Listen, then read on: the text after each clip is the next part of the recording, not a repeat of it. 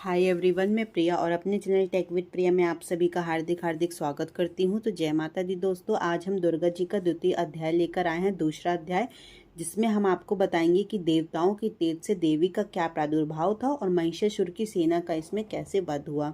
तो माँ दुर्गा ने कैसे वध किया और उनका दूसरा अध्याय क्या है। अगर आपको ये सारे अध्याय करने हैं माँ नवरात्रि के टाइम पे, तो आप दुर्गा सप्तशती की किताब दुकान से परचेस कर सकते हैं।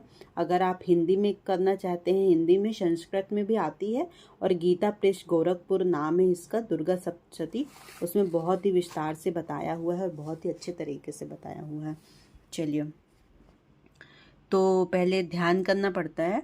मैं कमल के आसन पर बैठी हुई प्रसन्न मुख वाली महिषासुर मर्दनी भगवती महालक्ष्मी का भजन करती हूँ, जो अपने हाथों में अक्षमाला, फरसा, गदा, बाण, वज्र, धनुष, कुंडिका, दंड, शक्ति, खड़ग, ढाल, शंख, घंटा, मधु पात्र, सूल, पास और चक्र धारण करती हैं। ऋषि कहते हैं कि पूर्व काल में देवताओं और असुरों में पूरे 100 वर्षों तक घोर संग्राम हुआ था। उसमें असुरों का स्वामी महिषासुर था और देवताओं के नायक इंद्र थे। उस युद्ध में देवताओं सेना महाबली असुरों से परास्त हो गई थी। संपूर्ण देवताओं को जीत महिषासुर इंद्रवन बैठा। तब पराजित देवता प्रजापति ब्रह्मा जी को आगे कर उस स्थान पर गए जहां भगवान शंकर और विष्णु विराजमान थे। देवताओं ने महिषासुर के पराक्रम तथा अपनी पराजय का यथावत वृतांत उन दोनों देवेश्वरों और विस्तार पूर्वक कह सुनाया। वे बोले, भगवान, महिषासुर सूर्य, चंद्र, इंद्र, वायु, चंद्रमा, यम, वरुण तथा अन्य देवताओं के भी अधिकार छीनकर स्वयं ही सबकी अधिष्ठता बना बैठा है। उस दुरात्मा महिष ने समस्त देवताओं को स्वर्ग से निकाल दिया है। अब वे मनुष्यों की भांति पृथ्वी पर विचरते हैं। दैत्यों की यह काली करतूत हमने आप लोगों से कह सुनाई। अब हम आपकी ही शरण में आए हैं। उसके वध का कोई उपाय सोचिए। इस प्रकार देवताओं के वचन सुनकर भगवान विष्णु और शिव ने दैत्यों पर बड़ा क्रोध किया, तो उनकी भौहें तन गई और मुंह टेढ़ा हो गया। तब अत्यंत कोप में भरे हुए चक्रपाणी विष्णु जी के मुख से एक महान तेज प्रकट हुआ। इसी प्रकार ब्रह्मा जी, शंकर और इंद्र आदि अन्याय देवताओं से शरीर से भी बड़ा भारी तेज निकला। वह सब मिलकर एक हो गया। महान तेज का वह पूर्ण ज्वालमान पर्वत सा जान पड़ा। देवताओं ने देखा कि वहां उसकी ज्वालाएं संपूर्ण दिशाओं में व्याप्त हो रही हैं। संपूर्ण देवताओं के शरीर से प्रकट हुए उस तेज की कई तुलना नहीं की गई। एकाकृत होकर वह एक नारी के रूप में परिणित हो गया और अपने प्रकाश से तीनों लोक में व्याप्त जान पड़ा। भगवान शंकर का जो तेज था, उससे उस देवी का मुख प्रकट हुआ। यमराज के तेज से उसके सिर में बाल निकल आए। श्री विष्णु भगवान के तेज से उनकी भुजाएं उत्पन्न हुई। चंद्रमा के तेज से दोनों स्तनों को और इंद्र के तेज से मध्य भाग का प्रादुर्भाव हुआ। वरुण के तेज से जंघा और पिंडली, पृथ्वी के तेज से नितंब भाग प्रकट हुआ। ब्रह्मा जी के तेज से दोनों चरण और सूरज के तेज से उनकी उंगलियां हुई। वसुओं के तेज से हाथों की उंगलियां और कुबेर के तेज से नासिका प्रकट हुई। उस देवी के दांत प्रजापति के तेज से और तीनों नेत्र अग्नि के तेज से प्रकट हुए थे। उनकी भौहें संध्या के कान वायु के तेज से उत्पन्न हुए। इसी प्रकार अन्याय देवताओं के तेज से भी उन कल्याणमयी देवी का अभिभरभाव हुआ। तदंतर समस्त देवताओं के तेज पुण्य से प्रकट हुई देवी को देखकर महिषासुर के सताए हुए देवता बहुत प्रसन्न हुए। पिनक अधिकारी भगवान शंकर ने अपने एक सूल निकालकर उन्हें दिया। फिर भगवान विष्णु ने अपने चक्र से चक्र उत्पन्न करके भगवती को अर्पण किया। तो वरुण ने भी शंख भेंट किया। अग्नि ने उन्हें शक्ति दी और वायु ने धनुष और बाण से भरे हुए 2 तरकश प्रदान किए। सहस्त्र नेत्रों वाले देवराज इंद्र ने अपने वज्र से वज्र उत्पन्न करके दिया और इरावत हाथी से उतारकर एक घंटा भी प्रदान किया। यमराज ने कालदंड से दंड, वरुण ने पास, प्रजापति ने स्फटी काक्ष की माला और ब्रह्मा जी ने कमंडलू भेंट किया। सूर्य ने देवी के समस्त रोम कूपों में अपनी किरणों का तेज भर दिया। काल ने उन्हें चमकती हुई ढाल और तलवार दी। क्षीरमुद्र ने उज्ज्वल हार और कभी जीर्ण न होने वाले 2 दिव्य वस्त्र भेंट किए। साथ ही उन्होंने दिव्य चूड़ामणि, 2 कुंडल, कड़े, उज्ज्वल अर्धचंद्र और सभी बाहुओं के लिए केयूर, दोनों चरणों के लिए निर्मल नूपुर, गले की सुंदर हंसली और सब हाथ अंगुलियों में पहनने के लिए रत्नों की बड़ी अंगूठियां भी दी। विश्वकर्मा ने उन्हें अत्यंत निर्मल फरसा भेंट किया, साथ ही अनेक प्रकार के अस्त्र और अभेद कवच दिए। इनके सिवा मस्तक और वृक्ष स्थल पर धारण करने के लिए कभी न कुम्हालने वाली कमलों की मालाएं दी। जलधि ने उन्हें सूरज सुंदर कमल का फूल भेंट किया। हिमालय ने सवारी के लिए सिंह और भांति भांति के रत्न समर्पित किए। धनाक्ष कुबेर ने मधु से भरा पान पात्र दिया और संपूर्ण नागों के राजा शेष ने, जो इस पृथ्वी को धारण करते हैं, उन्हें बहुमूल्य मणियों से विभूषित नागहार भेंट दिया। इसी प्रकार अन्य देवताओं ने भी आभूषण और अस्त्र शस्त्र देकर देवी का सम्मान किया। तत्पश्चात उन्होंने बारंबार अट्टहास पूर्वक उच्च स्वर से गर्जना की। उनके भयंकर नाद से संपूर्ण आकाश गूंज उठा। देवी का वह अत्यंत उच्च स्वर से किया हुआ सिंहनाद कहीं समा न सका। आकाश उसके सामने लघु प्रतीत होने लगा और उससे बड़े जोर से प्रतिध्वनि हुई, जिससे संपूर्ण विश्व में हलचल मच गई और समुद्र कांप उठे। पृथ्वी डोलने लगी और समस्त पर्वत हिलने लगे। उस समय देवताओं ने अत्यंत प्रसन्नता के साथ सिंहवाहिनी भावानी से कहा कि हे देवी, तुम्हारी जय हो। साथ ही महर्षियों ने भक्ति भाव से विनम्र होकर उनका स्तवन किया। संपूर्ण त्रिलोकी को क्षोभग्रस्त देख दैत्यगण अपनी समस्त सेना को कवच आदि से सुसज्जित कर हाथों में हथियार ले सहसा उठकर खड़े हो गए। उस समय महिषासुर ने बड़े क्रोध में आकर कहा, आहा, ये क्या हो रहा है। फिर वह संपूर्ण असुरों से घिरकर उस सिंहनाद की ओर लक्ष्य करके दौड़ा और आगे पहुंचकर उसने देवी को देखा, जो अपनी प्रभा से तीनों लोकों को प्रकाशित कर रही थी।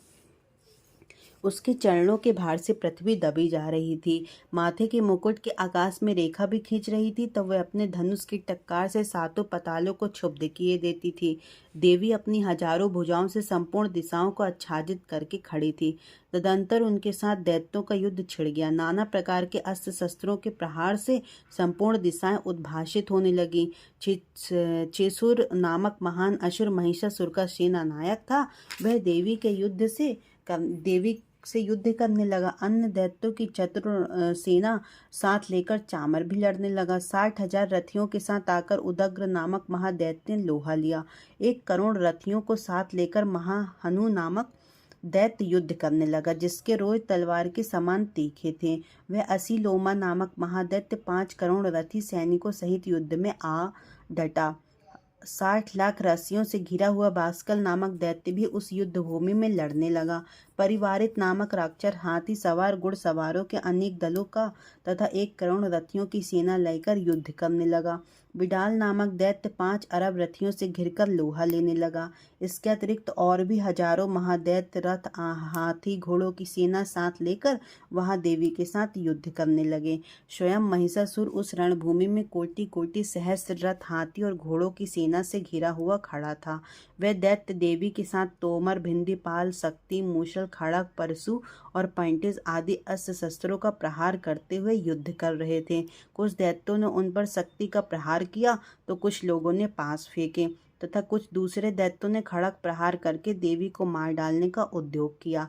देवी ने भी क्रोध में भरकर खेल खेल में ही अपने अस्त्र शस्त्रों की वर्षा कर दैत्यों के वे समस्त अस्त्र शस्त्र काट डाले। उनके मुख पर परिश्रम व थकावट का रंगमात चित्र भी ना था। देवता और ऋषि उनकी स्तुति करने लगे थे और भगवती परमेश्वरी दैत्यों के शरीर अस्त्र वर्षों की वर्षा करती रहीं।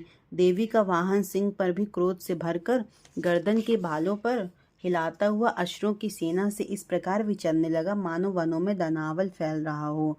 रणभूमि में दैत्यों के साथ युद्ध करती हुई अंबिका देवी ने जितने निश्वास छोड़े वे सभी तत्काल सैकड़ों हजारों गणों के रूप में प्रकट हो गए और परशु, भिंडीपाल, खड़ग, पट्टिस आदि अस्त्रों द्वारा असुरों का सामना करने लगे।